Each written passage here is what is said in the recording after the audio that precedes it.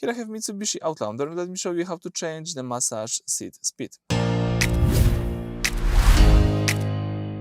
So at the very beginning, let's start by using the home screen. Here you need to find and select the settings button located at the top of the screen. Then from the following view, all you need to do is find the seat. Sometimes you need to swipe to the left or to the right to find the seat section.